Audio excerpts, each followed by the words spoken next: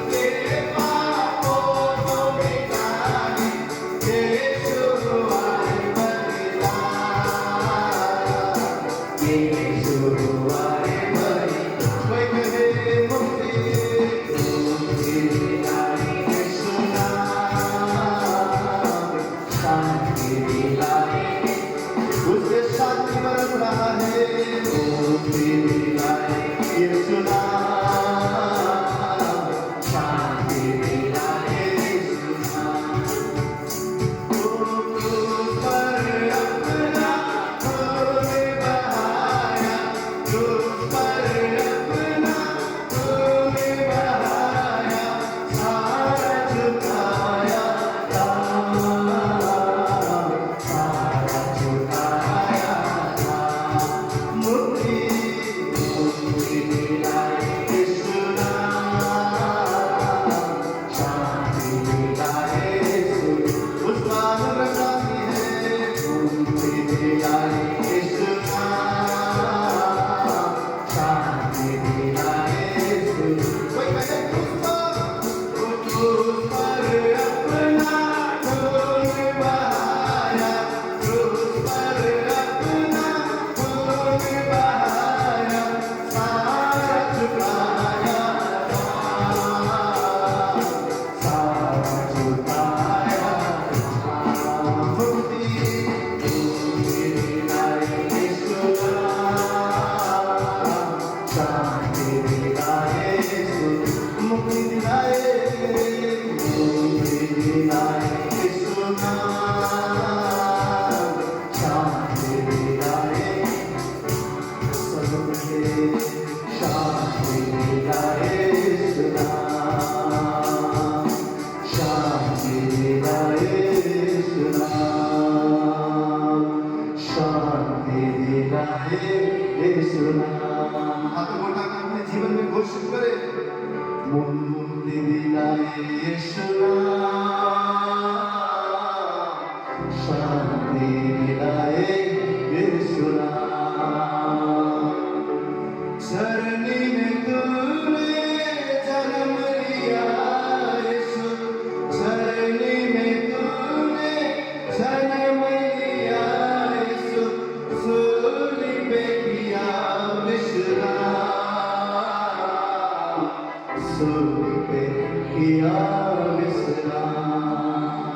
सबसे हाथों को उठाकर उस परमेश्वर के दिखाए और उसे कहे, ओ प्रभु तू अद्भुत है, तेरा धन्यवाद करते हैं प्रभु कि तू हमारे लिए उस क्रूस पर मरा और तूने प्रभु हमारे अपराधों को जितने पूरब से पश्चिम दूर थे उतना ही दूर कर दिया। क्रूस पर अपना खून बहाया, क्रूस पर अपना खून बहाया, सारा झुकाया दाम, सारा झुकाया दाम। मुक्ति दिलाए यीशु नाम,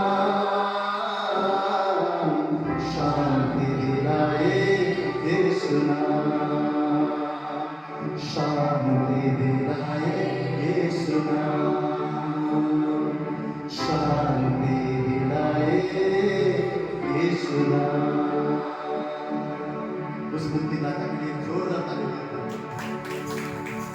हालेलुया। हम कितने आशीषित लोग हैं, आमीन। कहीं लोग, कहीं जन आज भी इस सच्चाई को जानते नहीं हैं और ये सोचते हैं कि हम अपने आप को तकलीफ देंगे, इतने सारे चीज करेंगे, ये करेंगे, वो करेंगे, तो शायद हमारे जीवन में शांति आएगा, मुक्ति आएगा, शायद हमारे जीवन आजाद होगा, शायद हमारे जीवन में प्रगति होगा, उन्नति होगा। लेकिन मानव जाति का पाप, मनुष्य का पाप और किसी चीज के द्वारा नहीं, केवल प्रभु यीशु मसीह के लहू के द्वारा होता है। जो उस पर विश्वास करते हैं कि प्रभु मैं पापी हूं परंतु मेरे पाप के लिए तू मरा, और तुझ पर विश्वास करने के द्वारा आज मैं धर्मी हूं, मेरा पाप क्षमा हो गया है। यीशु कहते जा, तेरे विश्वास ने तुझे क्षमा किया है, धर्मी ठहराया है। आमीन।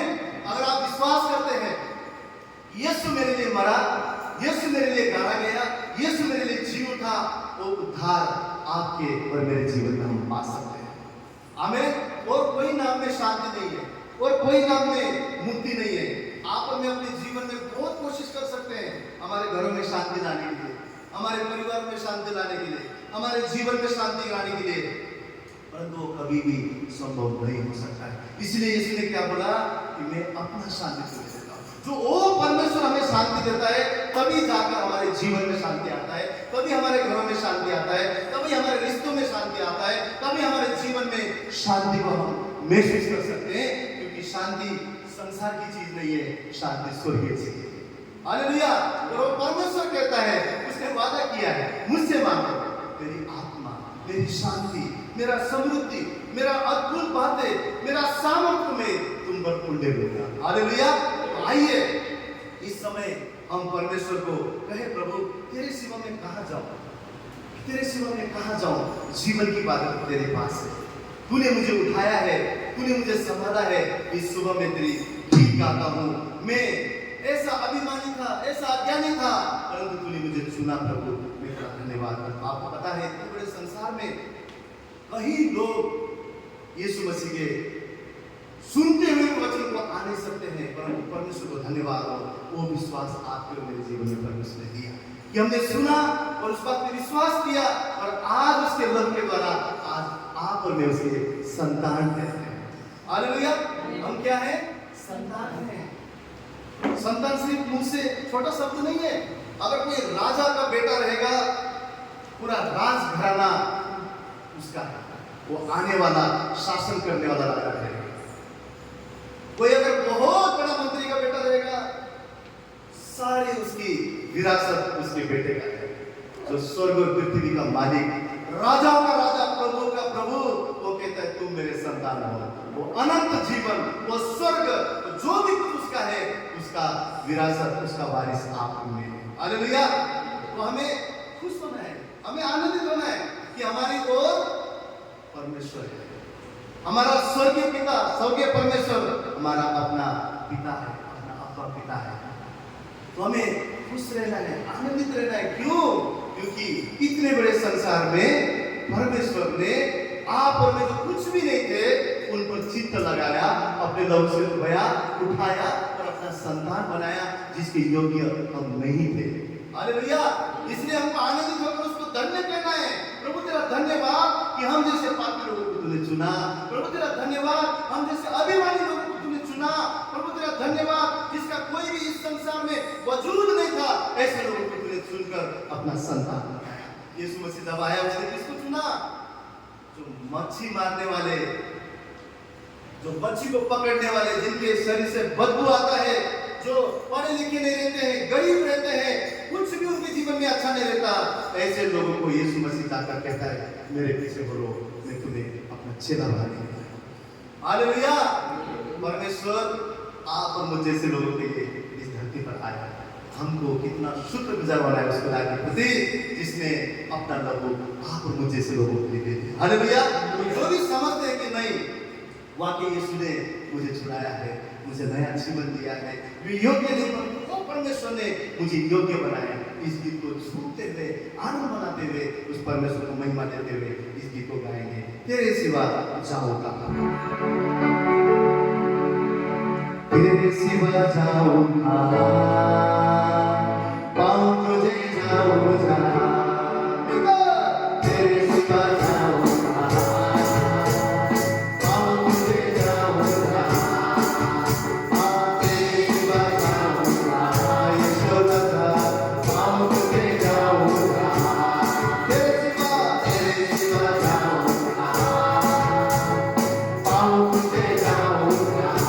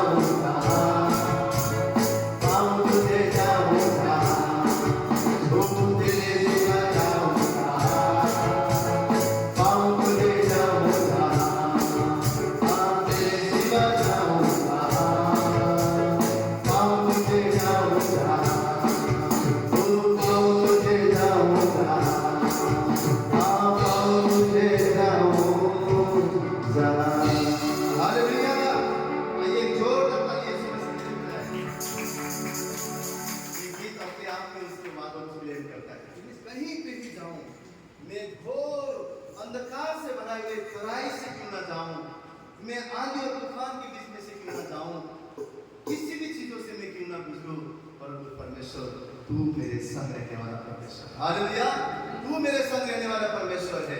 जब हम और उसको सिलास को देखते हैं उस बंदीगृह में रात को बैठकर वो लोग भजन गाते हैं, परमेश्वर की महिमा करते हैं। कहाँ पे? बंदीगृह। ये चीज हमें क्या सिखाता है? जब जीवन में आपके विपरीत, आपके जीवन के विपरीत, आपकी इच्छा के विपरीत जब चीजें होती है जिसकी आप एक्सपेक्ट नहीं करते कि ये चीज क्यों हुआ, वैसे हालात में भी बाइबल बोलता है कि आराधना करो। वैसे हालत में भी बाइबल बोलता है कि उसकी प्रशंसा करो, उसकी जय जयकार करो, प्रार्थना करो और उसकी आराधना करते रहो। जब हम ऐसे सिचुएशन में भी, ऐसे हालात में भी जब जिंदा परमेश्वर की आराधना करते हैं, वहां पर क्या हुआ? जो सकड़ियां थे वो क्या हो गया? टूट गया। पूरा जमीन हिल उठा, जेल के दरवाजे टूट गए और जो कैदी थे वो आजाद हो गए। परंतु पौलुस वहां पर भागा नहीं। क्यों? परमेश्वर के लोग डरपोक नहीं है, परमेश्वर के लोग डरते हुए नहीं। परमेश्वर ने कहा तुम मेरे सामर्थ्य द्वारा चलोगे। जो सामर्थ्य हमें देता है उसके द्वारा हम डरपोक नहीं, परंतु सामर्थ्य है। पौलुस यहाँ से भागा नहीं। जेलर उल्टा डर के मारे आया, कहीं भाग तो नहीं गए। और वहां पर वो खड़े होकर बोलता है कि परमेश्वर के महान, वहां पर हाथों को उसने देखा, वो जेलर ने भी देखा और उस समय में उसने उस जीवित परमेश्वर पर विश्वास किया। आपका आराधना आपके जीवन के हालातों को, बंधनों को तोड़ सकता है। अगर इस चीज पर आप विश्वास करके उस खुदा की इबादत आपके तकलीफ के समय में भी आप करेंगे, उसको ढूंढेंगे, परमेश्वर आपके जीवन में जो तकलीफ है उसको भी गवाही करके खड़ा करेगा। जो बीमारी को आज आप देख पा रहे, आराधना करते रहिए, परमेश्वर को धन्यवाद देते रहिए। जो गरीबी आप देख पा रहे, जो खर्चा आप देख पा रहे, जो अशांति आप देख पा रहे, जो ऐसी बातें आपके जीवन में जो आप सोचते हैं कि कोई नहीं समझ सकता, कोई उसके लिए हल नहीं है, ऐसी सिचुएशन में भी परमेश्वर कह रहा है आराधना करो, आराधना करो, इबादत करो, प्रार्थना करो, क्योंकि वही बीमारी, वही गरीबी, वही आपके जीवन की बेचैनी आने वाले जीवन में गवाही को लेकर आए। आमीन। तो आइए हम परमेश्वर को कहें, प्रभु जो भी कुछ मेरे जीवन में आज है वो तेरी मर्जी से हुआ है। मैं तुझे धन्यवाद देने के लिए आया। मेरा मन आज कुड़कुड़ाने के लिए नहीं, मेरे मन आज, मेरा जीवन इस भवन में तेरी उपस्थिति में तुझे दोष लगाने के लिए नहीं, तुझे धन्यवाद देने के लिए आया है। जो भी आप मेरे पास है, जो भी मैं जहां पे खड़ा हूं, वो तेरी मर्जी है, इसलिए मैं तेरी इबादत करता हूं। आइए हम सब मिलकर इस गीत को गाएं।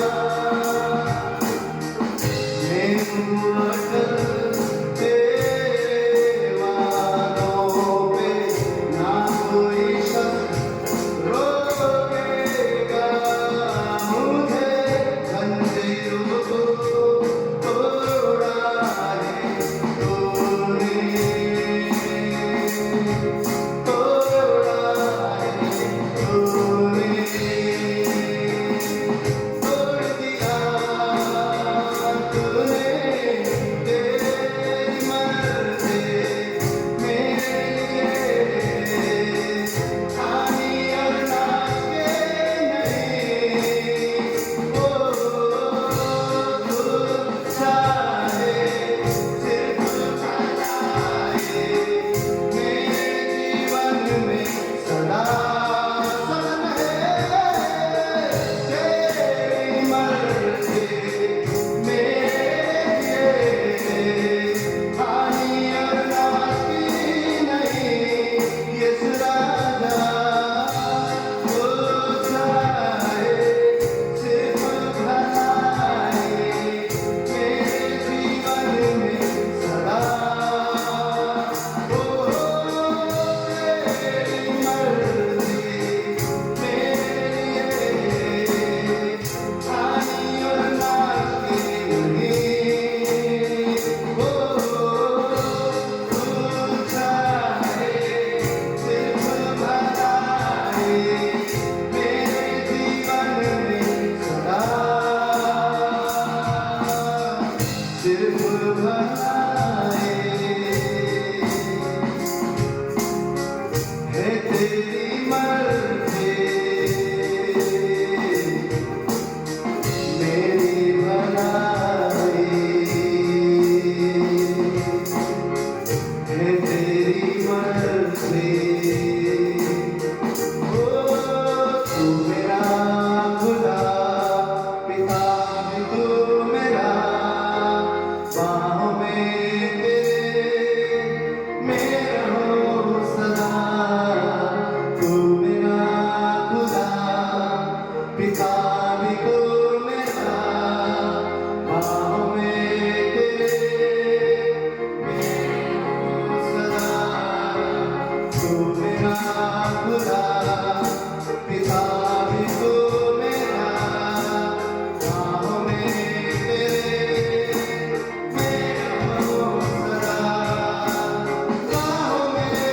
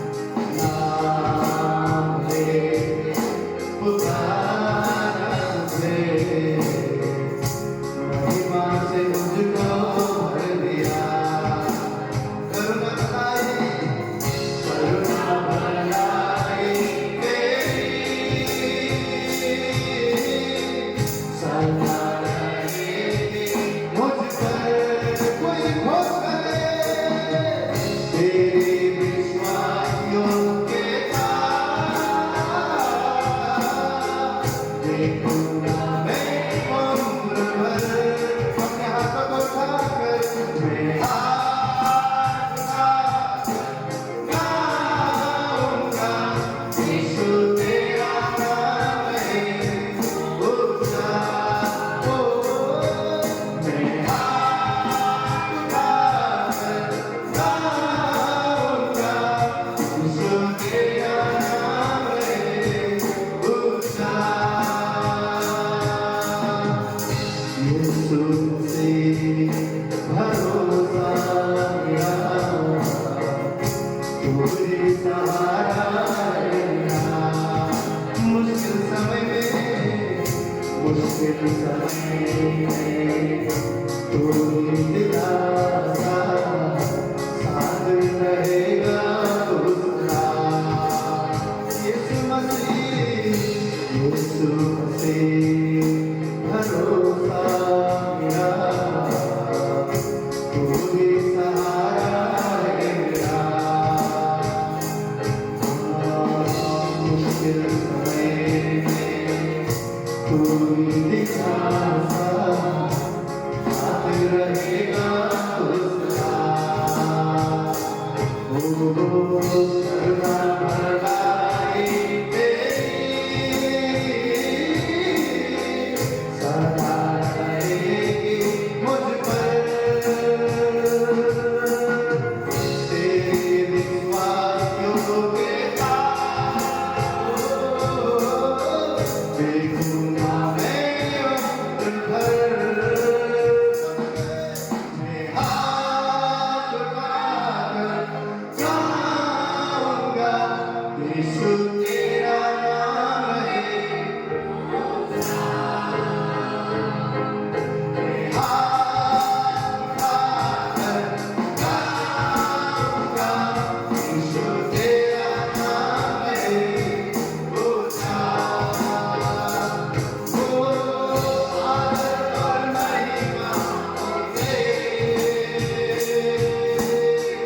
तू है हमारा खुदा।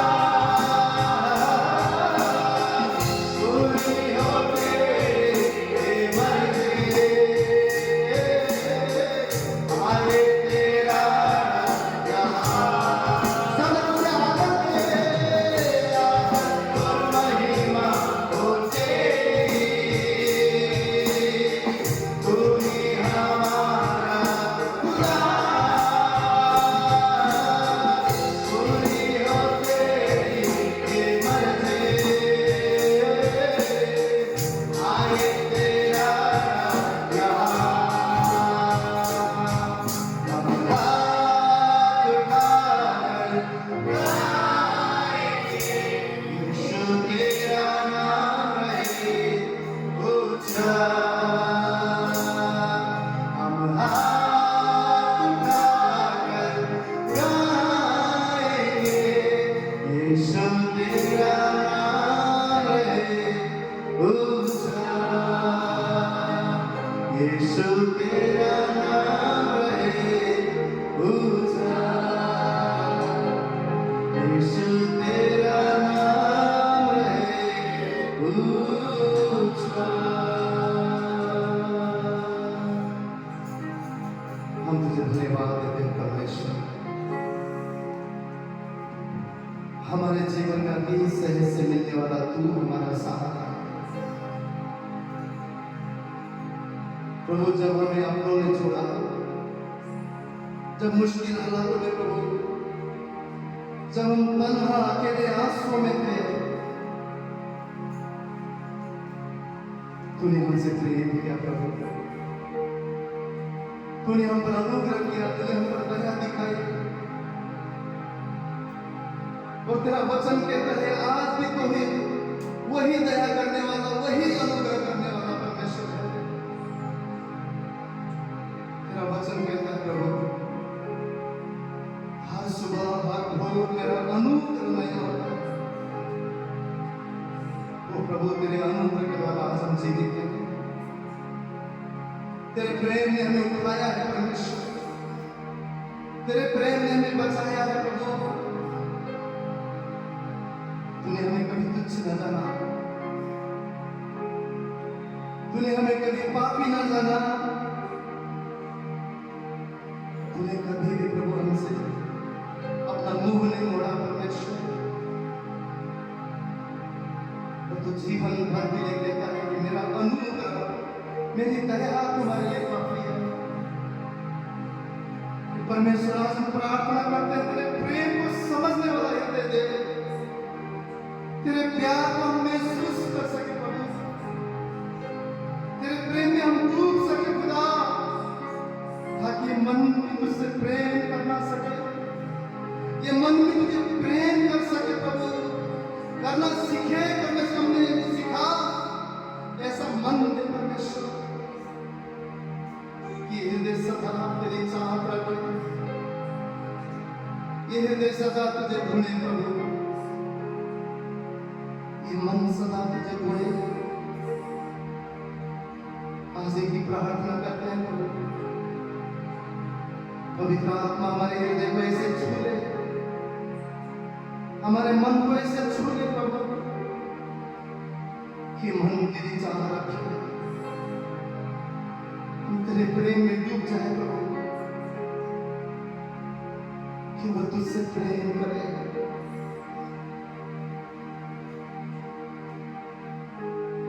ताकि तेरे प्रेम को इस संसार में दिखा सके, ताकि तेरी मोहब्बत को इस संसार में दिखा सके, हमारा जीवन तेरा प्रेम बन सके प्रभु।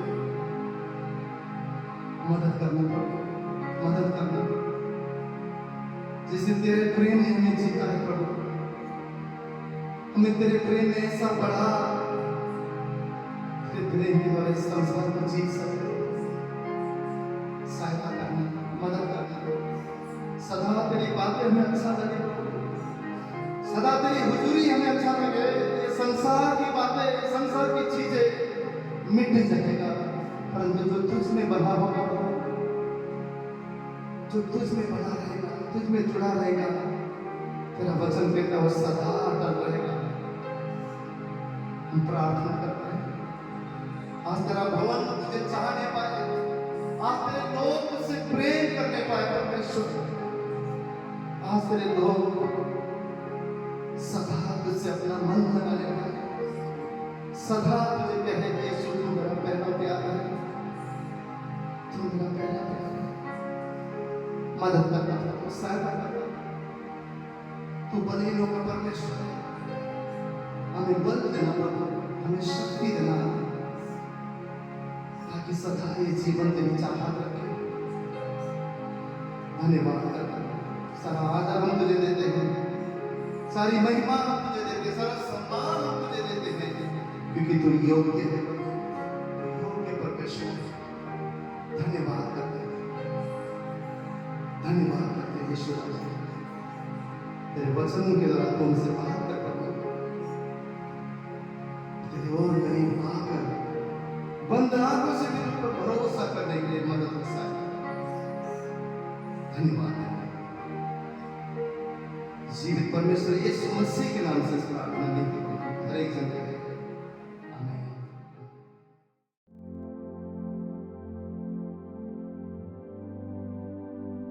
हालेलुया। एक परमेश्वर का वचन है, पवित्र शास्त्र पूरा वचनों से भरा है, लेकिन एक वचन है जो कहता है कि तुम्हारे और मेरे विचार बड़े अलग हैं। वो कौन सा वचन है? यशायाह की पुस्तक, उसका 55वां अध्याय, उसका 8वां वचन। अगर हम वो पढ़ते हैं वचन, तो वहाँ क्या लिखा हुआ है? क्योंकि यहोवा कहता है, मेरे विचार और तुम्हारे विचार एक समान नहीं है, ना तुम्हारी गति और मेरी गति एक सी है। गति मतलब उसके काम करने का तरीका, हमारे काम करने का तरीका और उस परमेश्वर के काम करने का तरीका एक जैसा नहीं है। उसके विचार और हमारे विचार एक समान नहीं है। 9वां वचन कहता है, क्योंकि मेरी और तुम्हारी गति में और मेरे और तुम्हारे सोच विचार में आकाश और पृथ्वी का अंतर है। 19-20 का अंतर नहीं है, थोड़ा बहुत अंतर नहीं है कि चलो हमारे विचार नहीं मिलते, किसी के साथ हम कहते हैं कभी कभी थोड़ा मतभेद हो जाता है, पर यहाँ परमेश्वर कह रहा है आकाश और पृथ्वी का अंतर है। यानी तुम्हारी सोच अगर जमीन की है तो मेरी आकाश की सोच है।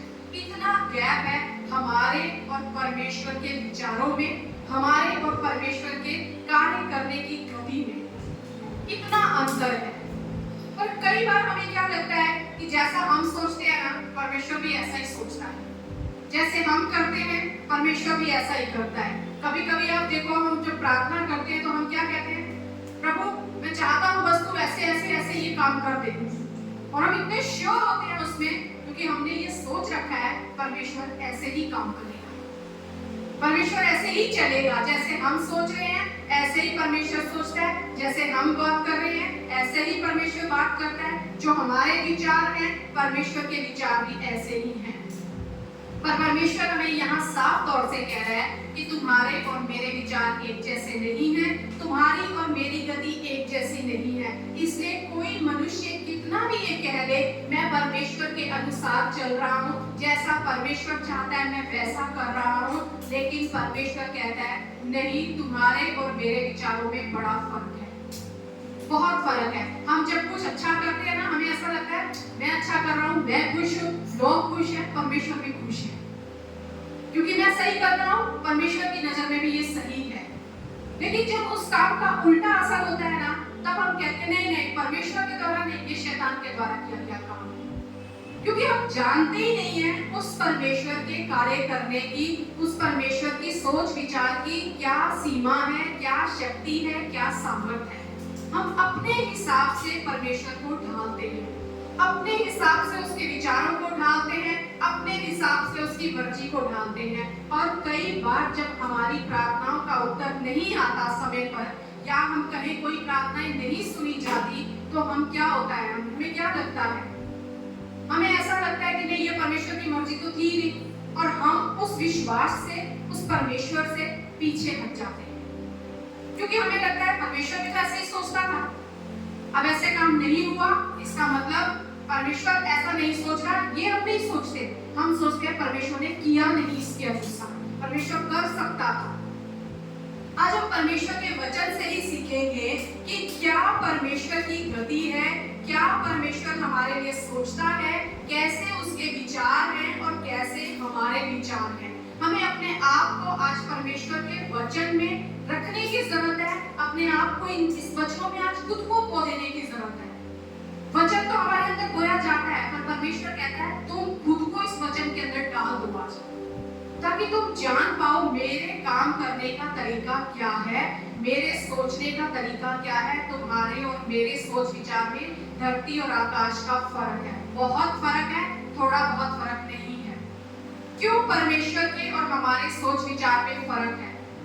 क्योंकि परमेश्वर का वचन कहता है भजन संहिता 33 में कि उसके वचन के द्वारा उसने आकाश गण की रचना की और अपने श्वास के द्वारा गणों की रचना की। यानी मनुष्य को उसने अपने श्वास से बनाया और अपने शब्द, अपने वचन के द्वारा उसने सारी सृष्टि की रचना की है। वो ऐसा सामर्थ्य है। और हम कौन हैं? हम उसके द्वारा बनाए गए हैं। सब चीजों पर, हर एक चीज पर उस परमेश्वर का अधिकार है। हर चीज पर उसका अधिकार है, हर एक चीज उसके नियंत्रण में है। हर समय, जो समय है जिसके हम अंदर हैं, वो परमेश्वर उस समय के बाहर है। बहुत से उदाहरण हमने पवित्र शास्त्र में पढ़े हुए हैं कि किस तरह परमेश्वर ने समुद्र को 2 भाग कर दिया। क्या पहले कोई कर पाया या उसके बाद किसी ने किया? नहीं, क्योंकि ये परमेश्वर के द्वारा किया गया कार्य है। उसने सूरज को रोक दिया, उसने पानी को दाखरस बना दिया, उसने यरदन नदी को रोक दिया। ये सारे काम उस परमेश्वर के द्वारा किए गए हैं। और वो परमेश्वर कैसे काम करता है, कैसे कार्य करता है, आज परमेश्वर हमें यही समझाना चाहता है कि मेरे कार्य कैसे हैं, वो तुम्हें समझना बहुत जरूरी है, वो तुम्हें जानना बहुत जरूरी है। अगर हम कहें कि परमेश्वर हम तेरे कार्यों को जानते हैं, तो हम विफल हैं उस वक्त में। और अगर हम ये कहें जो मैं कर रहा हूँ वो सही है और वो परमेश्वर की मर्जी है, तो भी हम सही नहीं हैं, क्योंकि परमेश्वर कहता है मनों को मैं ही जांचता हूँ। हमारे कामों को वो परमेश्वर ही जान सकता है। ना हम किसी को जान सकते हैं, ना हम खुद को जान सकते हैं। पौलुस ये बात कहता है, ना मैं खुद को जान सकता हूँ, ना मैं किसी को जान सकता हूँ।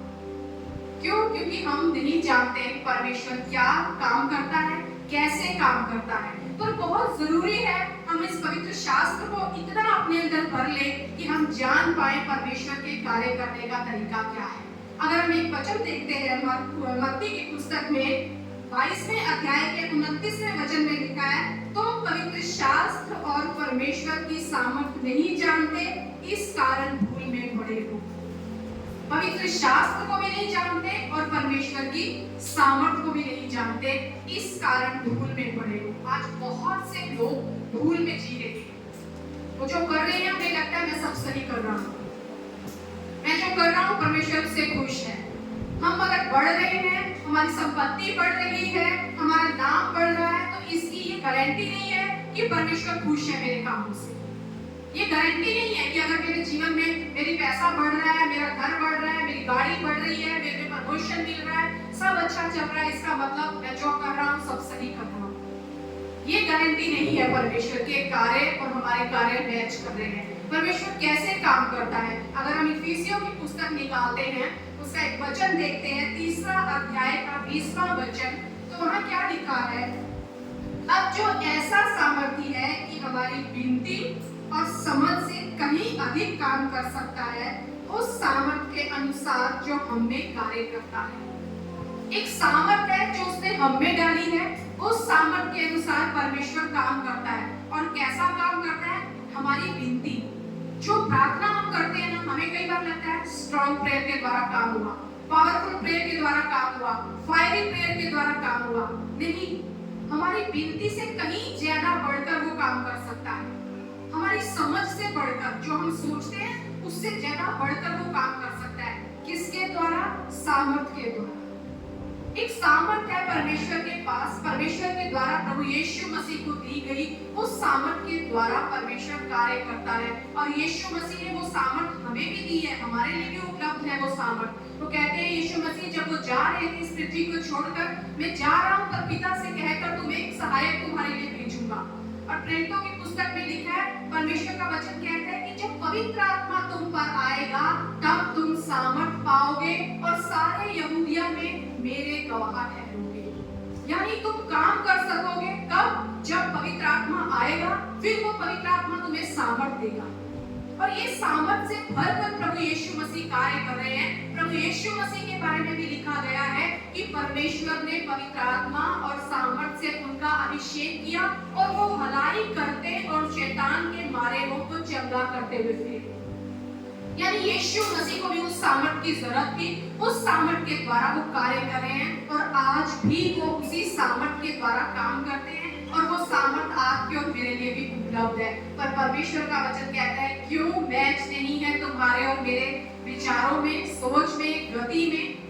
कई बार हम समझ भी नहीं सकते कि कैसे परमेश्वर काम करेगा। क्यों? क्योंकि हम भूल में पड़े हुए हैं। हम पवित्र शास्त्र नहीं जानते, हम परमेश्वर की सामर्थ को नहीं जानते।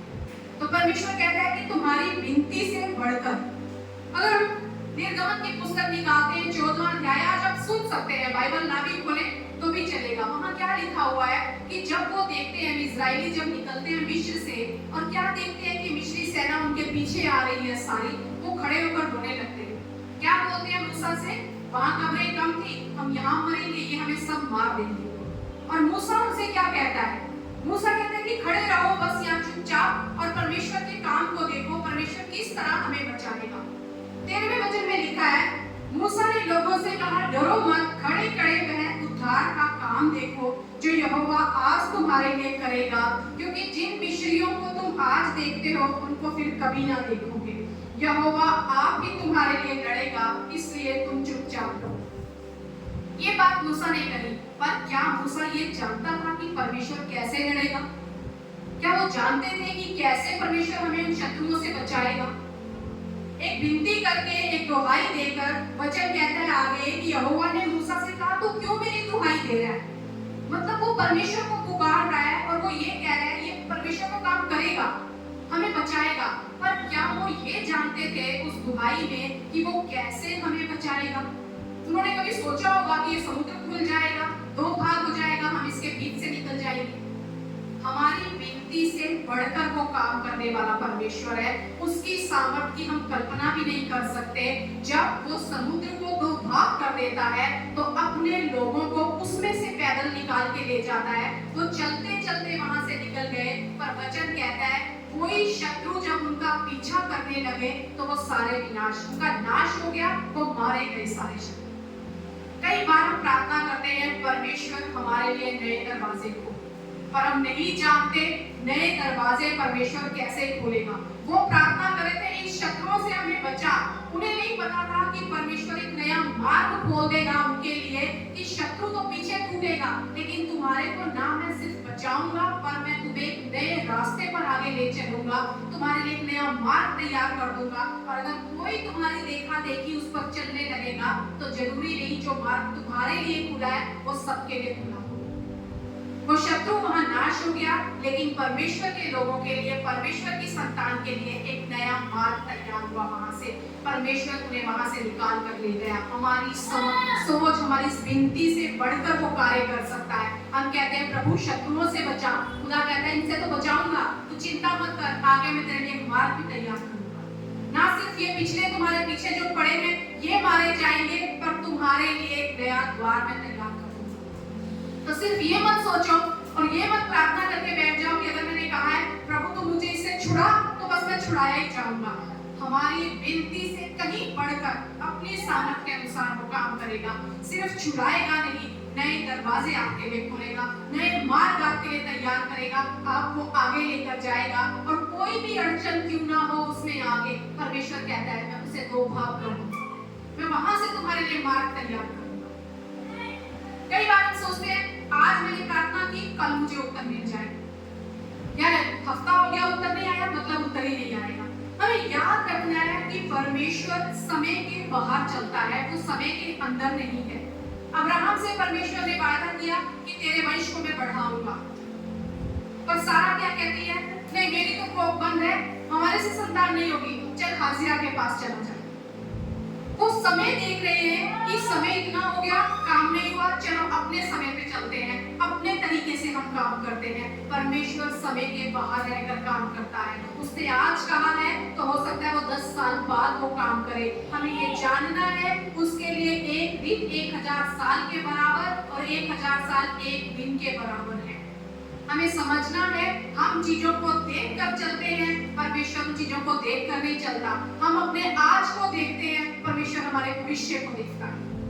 हम वो काम करते हैं, उसमें आनंद ढूंढते हैं जो मुझे अभी आनंद दे दे, जो मुझे अभी आनंद मिल जाए। हम क्षण भर के आनंद के पीछे भागते हैं, पर परमेश्वर के कार्य करने का तरीका जो है वो कहता है मैं तुम्हें ऐसा आनंद दूंगा जो कोई तुमसे छीन नहीं सकेगा। मैं सदा सर्वदा का आनंद तुम्हें देना चाहता हूँ। वो पल भर का आनंद, पल भर की खुशी, पल भर में काम हो गया, ऐसी बातें आपके जीवन में नहीं करता। खुदा चाहता है तुम आज को मत देखो, भविष्य को देखकर काम करो। हमारे काम करने का तरीका है जो चीजें दिख रही हैं उसके अनुसार होगा। परमेश्वर क्या कहता है उससे परे देखो। यही तो विश्वास कहता है, आशा कर लो और विश्वास करो ये मुझे मिल जाएगा। क्यों? ये परमेश्वर का तरीका है, ये उसका तरीका है काम करने का। हम कहते हैं दिख नहीं रहा तो होगा नहीं, परमेश्वर कहता है उससे परे देखो।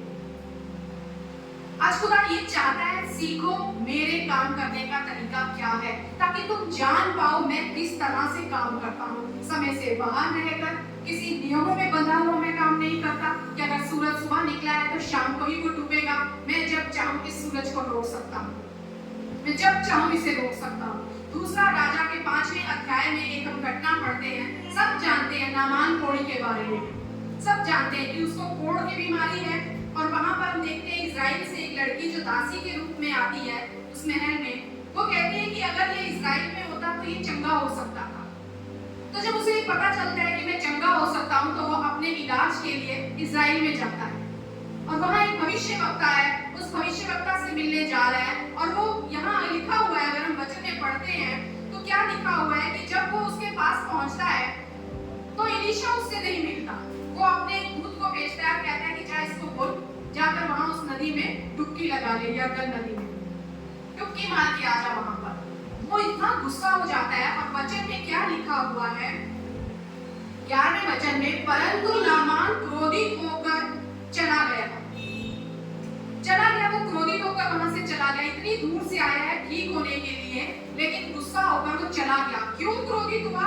आगे वचन कहता है 5वें अध्याय के 11वें वचन वचन में, मैंने तो सोचा था कि अवश्य वह मेरे पास बाहर आएगा और खड़ा होकर अपने परमेश्वर यहोवा से प्रार्थना करके कोढ़ के स्थान पर अपना हाथ फेरकर कोढ़ को दूर करेगा। कह रहे मैंने तो ऐसा सोचा था, यानी मेरी सोच के हिसाब से काम नहीं हुआ तो मैं जा रहा हूं यहाँ से। उसे चंगाई नहीं मिली अभी, पर वो जैसा उसने सोचा था उसके अनुसार नहीं हुआ तो कह रहा नहीं चाहिए चंगाई, मैं जा रहा हूँ यहाँ से, क्योंकि मैंने ये सोचा था वो बाहर आएगा, वो बाहर आकर मेरे ऊपर हाथ रखेगा और हाथ फेर कर मेरे कोढ़ को दूर करेगा और अपने परमेश्वर से प्रार्थना करेगा। अगर हम देखें यहाँ तो यहाँ प्रार्थना की भी नहीं गई। एलीशा ने अंदर से दूत भिजवा दिया कि जा ऐसा करते तेरा काम हो जाएगा, पर वो कह रहा है मैं जा रहा हूँ, मैं क्रोधित हूँ। क्यों? क्योंकि मेरे हिसाब से काम नहीं। अक्सर हमारे साथ ऐसा ही होता है, हम जो सोच के आते हैं हम कहते हैं ऐसे ऐसे ऐसे पास्टर करेंगे, अरे हाथ तो रखा ही नहीं मेरे सिर पे, प्रार्थना तो मेरी की ही नहीं, मैंने तो सोचा था वो ऐसे बोलेंगे, वो ऐसे बोलेंगे, उन्होंने तो ऐसा बोला ही। जब हम उनके पास प्रार्थना के लिए जा रहे हैं तो हम अपनी समझ का सहारा ना लें। परमेश्वर कहता है संपूर्ण मन से मुझ पर भरोसा रखो, संपूर्ण मन से मुझे स्मरण करके काम करो, तुम्हारे सारे काम सफल होंगे। अपनी समझ का सहारा मत लो। यहाँ नामान छोड़ के जा रहा है कि मेरे हिसाब से नहीं हुआ, मुझे चंगाई नहीं चाहिए। पर हम आगे पढ़ते हैं कि अच्छा उसकी संगति में कोई ऐसा था जिसने उसे राह दिखाई कि नहीं चंगाई तो देनी है ना तुझे, कोई बात नहीं, छोटा सा ही तो काम करा है, कर ले। आज हम सब कई बार नामान की तरह सोचते हैं, बहुत बार, और बहुत से लोग हम सोचते हैं क्या करते हैं, कोई बड़ा आज वहां पे प्रचारक आ रहा है, बड़ा स्तुति लीडर आ रहा है, वर्शिप लीडर आ रहा है, हमें जाना है, हम वहां काम करेंगे, अरे वो हमारे सिर पे एक बार हाथ रख दे। हाथ रखवाने के लिए हम इतने उत्सुक होते हैं कि अगर हाथ रखा जाएगा तो मतलब हमारा जीवन पलट जाएगा, सारे हालात बदल जाएंगे, जैसा हम सोच रहे हैं वैसा हो जाएगा। पर हम नहीं जानते कई बार जो हाथ हम रखवा रहे हैं ना, उसी की जो अंदर की जो आदतें हैं वो हम अपने ऊपर लेकर आ रहे हैं, क्योंकि हम किसी का अंदरूनी जीवन नहीं जानते। बहुत पहले जब हम मसीह में आए तो एक शिक्षा मैंने सीखी थी, हमारे पासवान ने हमें सिखाई थी, जल्दबाजी में किसी से हाथ मत अपने ऊपर रखवाना, और ना ही जल्दबाजी में किसी के ऊपर हाथ रखना, क्योंकि हम नहीं जानते उस व्यक्ति का बाहरी जीवन तो शायद बड़ा सुंदर होगा, लेकिन अंदरूनी जीवन कैसा है। जब हम वो हाथ रखवाते हैं उसके अंदर की कमजोरियां, उसके अंदर की गलतियां वो हमारे ऊपर ट्रांसफर हो जाती हैं। हाथ रखवाने का मतलब क्या है? पवित्र शास्त्र के पुराना नियम में जब कोई बलि के लिए लेकर आया जाता था पशु, तो वहां पे पशु के ऊपर हाथ रखा जाता था। हाथ रखने मतलब अब इनके पाप उस पर चले गए और वो शुद्ध हो गए दूसरे। तो ये बहुत जरूरी है कि जब हम जाएं ये इच्छा नहीं करना जाएं कि भाई दूसरा ही मेरे ऊपर हाथ रख दे तभी मेरे जीवन में काम होगा। क्या कह रहा है परमेश्वर का वचन? तुम पवित्र शास्त्र नहीं जानते, तुम उसकी सामर्थ नहीं जानते, इसलिए धूल में पड़े हो। बहुत से लोग आज सिर्फ एक ही चीज उनकी होती है, बस किसी तरह ये हमारे ऊपर हाथ रखते, ये हाथ रख देगा तो काम हो जाएगा। हमें ये नहीं पता, शायद हम कम परेशान हो लेकिन हाथ रखवा के आए तो ज्यादा परेशान हो जाए। इसलिए ध्यान रखें कि हम क्या कर रहे हैं, क्या कर रहे हैं। और परमेश्वर का कार्य जो है हाथ रखने से नहीं पूरा होता। पवित्र शास्त्र में परमेश्वर ये नहीं कहता कि तुम्हारी बीमारी, हाँ यीशु मसीह छूते थे, छूने से चंगे होते थे, लेकिन यीशु मसीह का जीवन अगर हम देखें तो परमेश्वर का वचन कहता है कोई भी सिद्ध नहीं है, सिर्फ परमेश्वर ही, प्रभु यीशु मसीह ही सिद्ध थे। आज हम बहुत जल्दबाजी करते हैं, हाथ रखने वाले भी जल्दबाजी करते हैं, हाथ रखते हैं हमें भाषा दे दे, हाथ रखते हैं हमें ये मिल जाए, हाथ रखते हैं उन्हें भविष्यवाणी का वरदान मिल जाए। ये परमेश्वर की सामर्थ के कार्य हैं, ये हाथ रखने से आपको नहीं प्राप्त हो जाएंगे। एक व्यक्ति के बारे में हम पढ़ते हैं मरकुस के 9वें अध्याय में, वो अपने बेटे को लेकर यीशु मसीह के पास आता है। उसके बेटे को मिर्गी की बीमारी है, वो मिर्गी जब उसे पड़ती है कभी वो आग में गिरता है, कभी पानी में गिरता है, वो मिर्गी के द्वारा मिर्गी उसको मारना चाहती है, बीमारी मतलब उसे खत्म करना चाहती है। वो चेलों के पास लेकर जाता है पर चेले उसको चंगा नहीं कर सकते, और फिर वो यीशु मसीह के पास आता है। तो यीशु मसीह के पास आकर यीशु मसीह से कहता है यदि तू कुछ कर सकता है तो, अगर तू कुछ कर सकता है तो तरस खा हम पर और इसे चंगा कर दे। और यीशु मसीह से क्या कहते हैं, ये क्या बात हुई कि यदि तू कुछ कर सकता है? क्यों उसके अंदर ये डाउट आया, क्यों उसके अंदर ये बात आई कि यदि तू कुछ कर सकता है? क्योंकि उससे पहले वो चेलों के पास चला गया।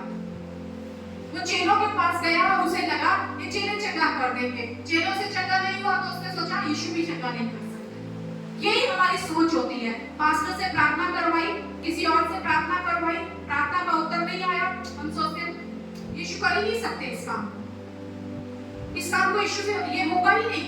क्यों? क्योंकि हमारा भरोसा उनके ऊपर ज्यादा निर्भर हो जाता है। हम नहीं जानते परमेश्वर की सामर्थ क्या है। हमारी विनती और समझ से कहीं अधिक वो कार्य कर सकता है। पर जब हम भरोसा दूसरों पर रख लेते हैं, चेलों से नहीं हुआ तो वो यीशु पे भी शक कर रहा है। वो निराशा उसके जीवन में शक को लेकर आ गई। एक से काम नहीं हुआ तो यीशु से भी नहीं हो सकता। अब मेरे जीवन में काम हो ही नहीं सकता। क्यों? क्योंकि अरे हुआ ही नहीं। रोज प्रार्थना करवाते हैं चर्च में जाकर, नहीं हो रहा इसका मतलब यीशु ही नहीं करेंगे। हमें अपनी प्रार्थना एक बार अगर उत्तर नहीं आया, किसी ने कही तो उत्तर नहीं आया, तो जरूरी नहीं कि ये यीशु मसीह का इनकार है हमारे लिए। पर वो कहता है कि मैं तो तुम्हारे गिड़गिड़ाने को भी सुनता हूँ। पिछली बार भी हमने प्रार्थना के बारे में वचन सुना और उससे पिछली बार भी अभी बहुत टाइम से हम परमेश्वर की प्रार्थना के बारे में ही सीख रहे हैं। जब हम नहीं कर सकते ना प्रार्थना, तब भी ये आत्मा हमारे लिए प्रार्थना करता है। इसीलिए प्रभु यीशु मसीह ने कहा मैं जा रहा हूँ, एक सहायक दूंगा जो हमेशा तुम्हारी मदद करेगा, तुम्हें सिखाएगा, तुम्हें समझाएगा, तुम्हें आगे बढ़ाएगा। और जब वो आत्मा में तुम बढ़ते जाओगे ना, तुम वो सामर्थ को पाते जाओगे। और जब वो पवित्र आत्मा से भरपूर हो जाओगे, क्या किस चीज से हम भरपूर हो सकते हैं पवित्र आत्मा से? ज्यादा से ज्यादा उसके वचनों को पढ़कर, ज्यादा से ज्यादा YouTube पे वचन सुनकर हम आत्मा से नहीं भर सकते। कितना भी हम सुनते रहे। परमेश्वर कहता है ये मेरी बातें हैं। साधारण सा उदाहरण आपको देती हूँ। अगर आपको किसी को जानना है तो आप क्या करेंगे? खुद उसके बारे में जानकारी इकट्ठी करेंगे ना, कि क्या है उसकी जानकारी, या किसी से सुन के क्या आप उसको जान गए अभी पूरा? सुनना गलत नहीं है, लेकिन हमें सबसे बड़ा जब परमेश्वर ने ये पवित्र शास्त्र दिया है, वो कहता है इसे पढ़ो, दिन रात इस पर मनन करो। और वो सहायक पवित्र आत्मा हमें खोल कर यीशु के बारे में बताएगा कि क्या परमेश्वर है, क्या उसकी सामर्थ है, कैसे उसके काम करने के तरीके हैं, कैसे हमारी विनती और समझ से कहीं अधिक वो कार्य कर सकता है अपनी उस सामर्थ के द्वारा जो उस परमेश्वर के पास है। और उसके पास ही नहीं है, वो सामर्थ हमें देना चाहता है। यही खुदा कह रहे हैं कि ये जो पवित्र शास्त्र है ना, तुम नहीं जानते, इसलिए तुम मेरी सामर्थ नहीं जानते और तुम भूल पे पड़े। कोई और रीजन है ही नहीं कि हम अपने जीवन में, अपने हालातों में क्यों परेशान हो जाते हैं, अपनी ही कमियों के कारण, क्योंकि हम जानते ही नहीं है। पौलुस कहता है मैं सब कुछ कर सकता हूँ उसमें जो मुझे सामर्थ देता है। यानी पौलुस उस सामर्थ को मतलब को जानता है। अगर हमें आज समझना है ना कि परमेश्वर की विचार, परमेश्वर की गति, परमेश्वर की सोच कैसी है, तो हमें उस सामर्थ में बढ़ना होगा, हमें उस सामर्थ के हिसाब से चलना होगा, हमें पवित्र आत्मा में भरपूर होना होगा, ताकि उस सामर्थ में हम बढ़ें और उस सामर्थ के द्वारा हम जान पाए हमारा परमेश्वर काम कैसे करता है, उसका तरीका कैसा है। मेरी प्रार्थना का उत्तर नहीं आ रहा, मैं जानता हूँ उसके लिए समय की कोई सीमा नहीं है।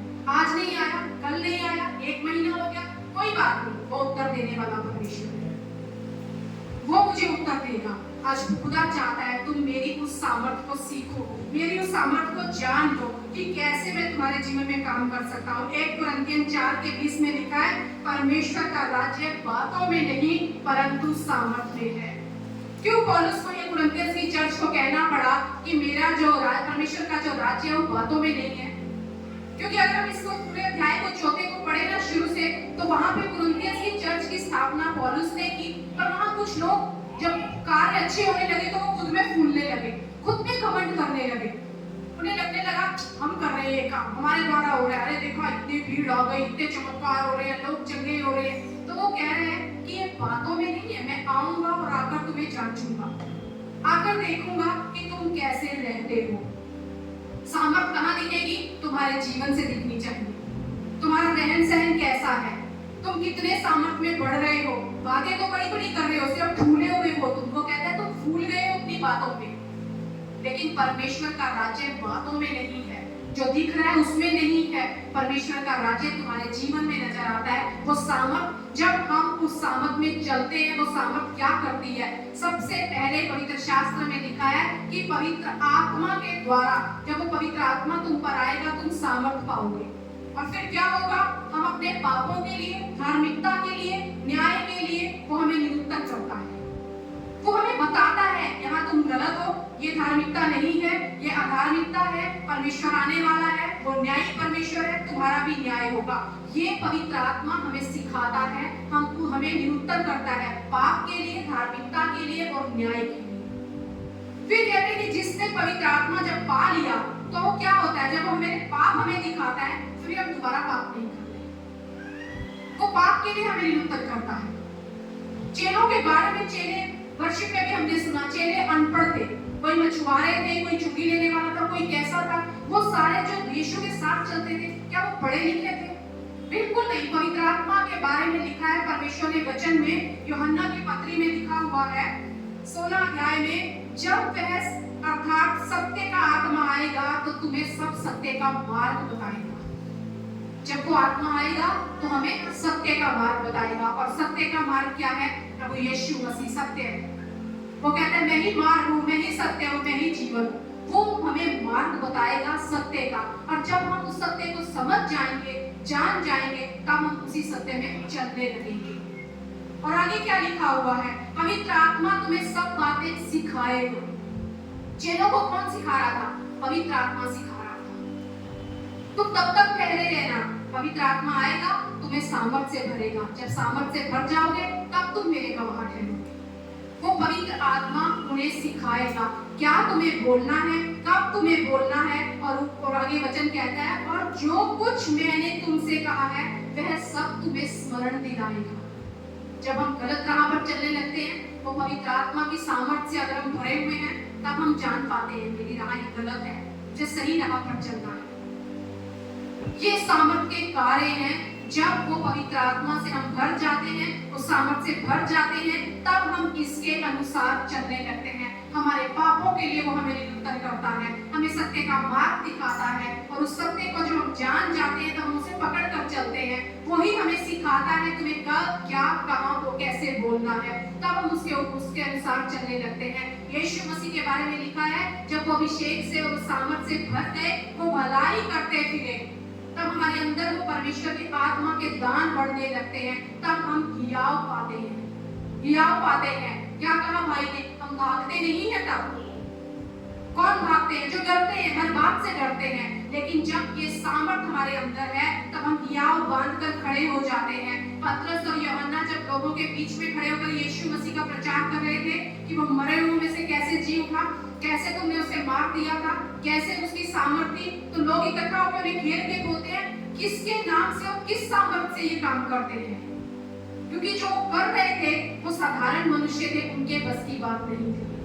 इसीलिए परमेश्वर कहता है जब ये पवित्र आत्मा तुम्हारे अंदर आ जाएगा, जब ये पवित्र आत्मा से तुम भर जाओगे, खुद ब खुद तुम सामर्थ्य बन जाओगे।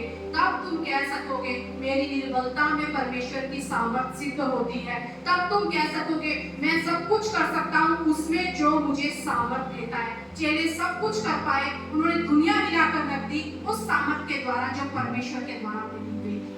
खुदा कहते हैं तुम्हारे और मेरे विचार में क्यों फर्क आता है, क्यों कई बार तुम मेरी बातें नहीं समझ पाते, क्योंकि तुम में और मुझ में जमीन आसमान का अंतर है। पर अगर तुम इस सामर्थ को जान जाओ, अगर तुम इस सामर्थ को पहचान जाओ, तो तुम विश्वास में बढ़ोगे, हियाव में बढ़ोगे, मुझे लेकर चलोगे, मेरे कार्यों को जान पाओगे। और तब परमेश्वर कहेगा ये भूल में नहीं पड़े हैं, ये मुझे भी जानते हैं, मेरी सामर्थ को भी जानते हैं और पवित्र शास्त्र को भी जानते हैं। आज प्रभु हमें यही सिखाना चाहता है कि बस तुम वो काम करो जो मैं करता हूँ, कैसे करता हूँ और किस सामर्थ के द्वारा करता हूँ, ये जानना तुम्हें बहुत जरूरी है।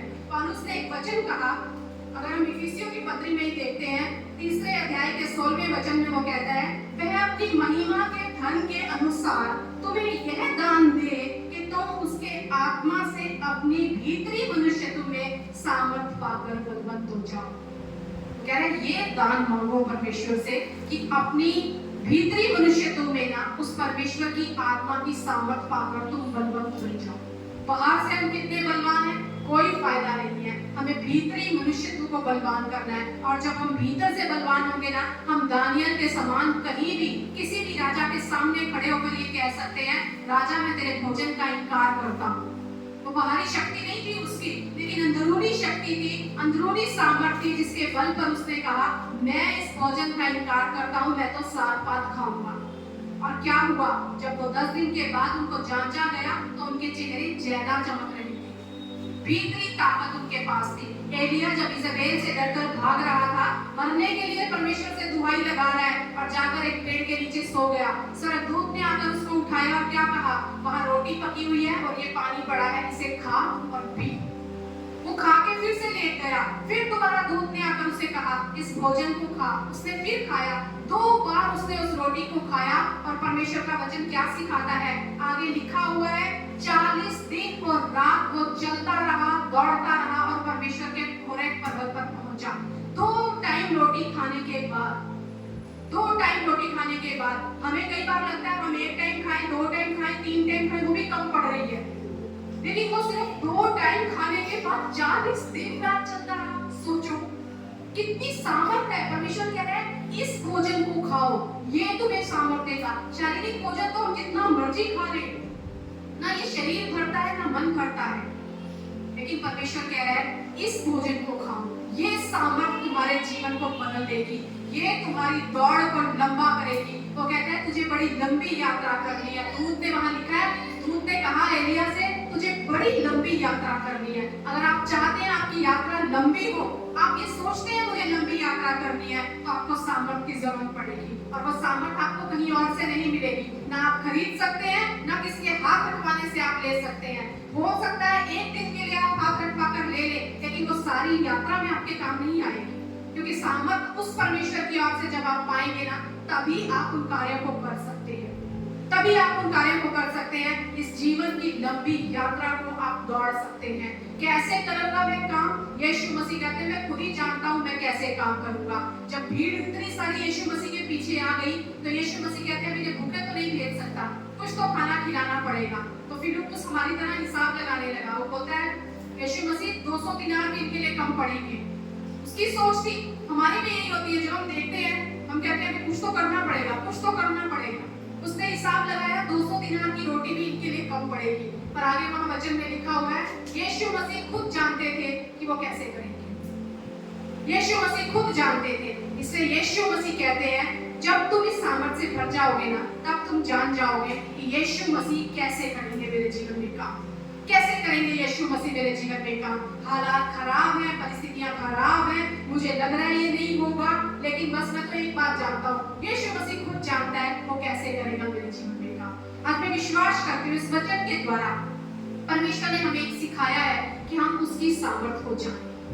अपने हिसाब से ना चले कि परमेश्वर मेरे हिसाब से काम करता है, पर लेकिन जब हम उस सामर्थ से भर जाएंगे ना, तब काम देरी का हो, जल्दी का हो, ना हो, तो भी हम कह सकते हैं प्रभु मैं जानता हूँ तू खुद काम करने की सामर्थ रखता है, और तेरी सामर्थ को मैं पहचानता हूँ। प्रभु यीशु कैसे होगा मुझे नहीं पता, मैं शक नहीं करता कि क्या तू कर सकता है, पर मैं जानता हूँ तू खुद कर सकता है। मेरे जीवन की लंबी यात्रा है और इसे मैं दौड़ूंगा, मैं पूरा करूंगा। तू मेरे लिए नए मार्ग में खोलेगा, मुझे शत्रुओं से भी बचाएगा और मुझे हमेशा आगे लेकर चलेगा। मेरे हिसाब से नहीं कि जो मैं सोच रहा हूँ वैसे नहीं, पर जैसा तू सोचता है वैसा मेरे जीवन में काम होगा। आमीन। ताई एक जोरदार तालियों का